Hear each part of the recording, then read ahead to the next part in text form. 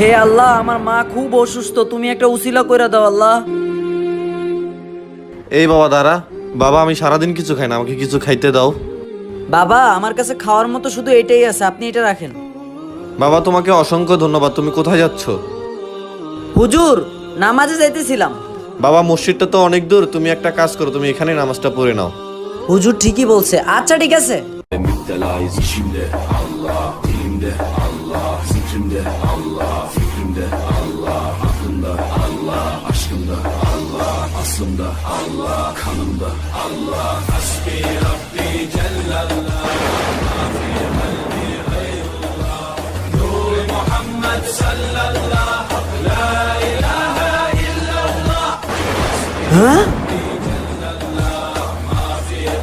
হে আল্লাহ, তোমার কাছে হাজারো শুকরিয়া। আমার প্রিয় নবী হযরত মুহাম্মদ সাল্লাল্লাহু আলাইহি সাল্লাম বলেছিলেন,